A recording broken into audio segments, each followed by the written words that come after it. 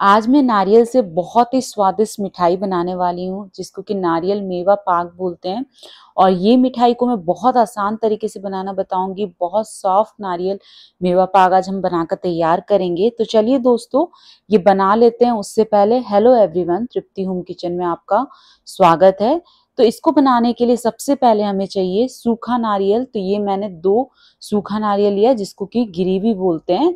तो इसे हम सबसे पहले छोटे छोटे टुकड़ों में काट लेंगे। आप चाहें तो इसे कद्दूकस भी कर सकते हैं, लेकिन कद्दूकस करने में थोड़ी मेहनत ज्यादा लगती है, इसलिए मैंने इसे पहले काट लिया है। और काटने के बाद अब इसे मैं मिक्सी के जार में डाल दे रही हूँ, और मिक्सी के जार में डाल करके इसे हम चला लेंगे। तो बिल्कुल इसका फाइन पाउडर नहीं बनाना है, इसे हम हल्का दरदरा ही रहने देंगे। तो बीच बीच में चलाते हुए पीसिएगा। तो मैंने नारियल को पीस लिया है, और पीसने के बाद इस प्लेट में निकाल लिया है। तो चलिए अब हम एक कढ़ाई लेते हैं, और कढ़ाई के अंदर डालेंगे घी। तो ये मैंने 1/4 कप घी लिया है। इस पूरे 1/4 कप घी का इस्तेमाल हम नारियल मेवा पाक को बनाने के लिए करेंगे। तो अभी मैंने सिर्फ इसके अंदर 2 चम्मच घी डाला है। घी इस समय गर्म हो चुका है। तो मैं इसके अंदर अब डाल रही हूँ गोंद। तो मैं इसके अंदर 3 बड़े चम्मच गोंद डाल रही हूँ। गोंद को हमें हल्का सा फ्राई करना है। तो जैसे जैसे हम गोंद को फ्राई करेंगे, वैसे वैसे ये पॉपकॉर्न की तरफ फूलने लगेंगे। बहुत ज़्यादा टाइम नहीं लगता है, सिर्फ 1 से 2 मिनट में ही ये फ्राई हो जाते हैं। तो आप देख सकते हैं इनका साइज बड़ा होना शुरू हो गया है, और अब ये बिल्कुल पॉपकॉर्न की तरफ फूल चुके हैं। तो इस समय अब हम क्या करेंगे, इनको कढ़ाई से निकाल लेंगे। तो मैं इस प्लेट के अंदर इसे निकाल ले रही हूँ। तो मैंने सारी गोंद को इस प्लेट के अंदर निकाल लिया है, और अब मैं इस कढ़ाई के अंदर डाल रही हूँ मखाना। तो ये मैंने 1 कप डाला है। और घी मैंने इस समय नहीं डाला है, क्योंकि थोड़ा सा घी कढ़ाई में रह गया था। तो उसी में मखाने को भून ले रही हूँ। मखाने को भी लगभग 2 से 3 मिनट के लिए लो फ्लेम पर भूनेंगे। ये तब तक भूनेंगे जब तक कि ये हल्के क्रिस्पी ना हो जाए। तो मखाने को भूनते हुए लगभग 2 से 3 मिनट हो चुके हैं, ये क्रिस्पी भी हो गए हैं। तो मैं इसे एक प्लेट में निकाल ले रही हूँ।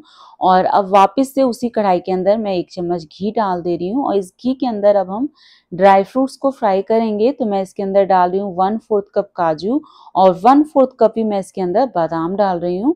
और अब हम काजू और बादाम को भी लो फ्लेम पर लगातार चलाते हुए 2 से 3 मिनट के लिए भून लेंगे, या फिर तब तक भूनेंगे जब तक कि इनका हल्का हल्का कलर चेंज ना होने लगे। तो इस समय काजू और बादाम अच्छे से फ्राई हो चुके हैं, इनका हल्का कलर भी चेंज हो गया है। तो मैं इसे भी प्लेट में निकाल ले रही हूँ, ताकि सभी चीजें जल्दी से ठंडी हो जाए। और इधर कढ़ाई में मैं वापस से 1 चम्मच घी डाल दे रही हूँ। अब पूरा घी मैंने इसके अंदर डाल दिया है, जितना भी कप में बचा था। और इसके अंदर अब मैं डाल दे रही हूँ सूखा नारियल, जो हमने पीस के रखा था। तो पूरा सूखा नारियल मैंने इसके अंदर डाल दिया है। और सूखे नारियल को भी अब हम लो फ्लेम पर लगातार चलाते हुए 2 से 3 मिनट के लिए भूनेंगे। सूखे नारियल को भूनने में ज्यादा टाइम नहीं लगता है, लेकिन जब सूखे नारियल को हम घी में इस तरीके से भून के यूज करते हैं, तो इसका टेस्ट बहुत ही अच्छा आता है, और बहुत अच्छी सी खुशबू भी आ जाती है। तो इस समय आप देख सकते हैं सूखे नारियल का भी कलर हल्का हल्का सा चेंज होने लगा है, और ये अच्छे से भून चुका है। तो मैं इसके अंदर अब लास्ट में डाल दे रही हूँ किशमिश। तो ये मैं 3 बड़े चम्मच डाल रही हूँ। अभी नारियल बहुत ज्यादा गर्म है, इसलिए किशमिश को भूनने में बहुत टाइम नहीं लगेगा, और किशमिश को हमें बहुत ज्यादा भूनना भी नहीं है। तो लगभग मैंने 30 से 40 सेकंड के लिए किशमिश को नारियल के साथ लो फ्लेम पर भून लिया है। और अब हम इस समय क्या करेंगे, गैस को बंद कर देंगे। बस आपको इसी बात का ध्यान रखना है कि नारियल को बहुत ज्यादा नहीं भूनना है, वरना नारियल का टेस्ट कड़वा हो सकता है। इस बात का जरूर ध्यान रखिएगा। तो नारियल अच्छे से भून चुका है, तो इसे भी मैं एक मिक्सिंग बोल के अंदर निकाल ले रही हूँ। और इधर जो हमने मखाने, काजू और बादाम को भून करके रखा था, ये भी अच्छे से ठंडे हो चुके हैं। तो अब हम इसे पीसेंगे। तो इसके लिए मैं इनको मिक्सी के जार में डाल दे रही हूँ, और इसे अभी हमें दरदरा ही पीसना है, इसका फाइन पाउडर नहीं बनाएंगे। तो मैंने इसे पीस लिया है, और इसे भी मैं नारियल के बुरादे के साथ ही डाल दे रही हूँ। और इधर जो हमने गोंद को फ्राई किया था, ये भी हल्की ठंडी हो चुकी है। तो इसे अब हम मिक्सी के जार में डालकर नहीं पीसेंगे, बल्कि क्रश करेंगे। तो किसी भी भारी चीज से आप क्रश कर सकते हैं, बहुत आसानी से ये क्रश हो जाता है। इसे मिक्सी में मत पीसिएगा, वरना इसका पेस्ट बन जाएगा। तो गोंद को मैंने अच्छे से क्रश कर लिया, और इसे भी मैं मिक्सिंग बोल के अंदर डाल दे रही हूँ। इन सभी चीजों को मिक्सिंग बोल के अंदर डालने के बाद एक बार अच्छे से मिक्स कर लेंगे। और मिक्स करने के बाद अब हम क्या करेंगे, हमें नापना है कि हमने टोटल कितना मिक्सचर तैयार किया है। इसी के हिसाब से हमें चीनी लेनी है। तो चलिए अब हम मिक्सचर को नाप लेते हैं कि हमने टोटल कितना मिक्सचर बना करके तैयार किया है। तो मैं इस कप से नाप रही हूँ। तो आप देख सकते हैं मैं किस तरीके से नाप रही हूँ। इसी तरीके से आपको पूरा मिक्सचर नाप लेना है। आप चाहें तो कटोरी के नाप से भी ले सकते हैं। तो टोटल 4 कप मिक्सचर बन करके तैयार हुआ है। अब 4 कप के हिसाब से ही हमें चीनी लेनी है। अगर आपने कटोरी से नापा है तो आप कटोरी के नाप से ही चीनी को लीजिएगा। और अब हम क्या करेंगे, इसके अंदर डालेंगे मिल्क पाउडर।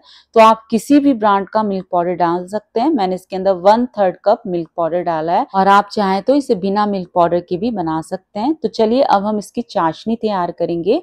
तो हमने टोटल 4 कप मिक्सचर बना करके तैयार किया था, उसके हिसाब से मैं 1.5 कप चीनी इसके अंदर डाल रही हूँ। अगर आप गुड़ से बनाना चाहें तो गुड़ से भी इस रेसिपी को बना सकते हैं। साथ में मैंने इसके अंदर 3/4 कप पानी डाला है। तो जितनी चीनी ली है उसका आधा मैंने इसके अंदर पानी डाला है।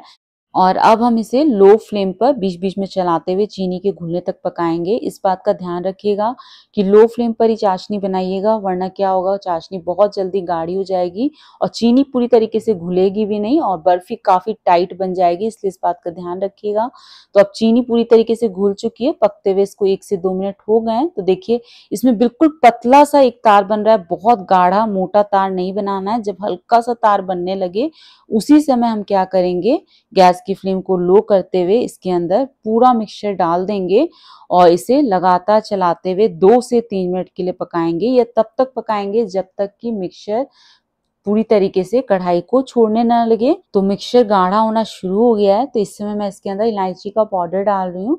तो ये मैं आधा छोटा चम्मच डाल रही हूँ। इलायची का पाउडर डालने से इसका टेस्ट बहुत अच्छा आता है। और अब हम सभी चीजों को मिला लेंगे और बहुत ज्यादा इसे नहीं पकाएंगे, गैस की फ्लेम को लो ही रखना है।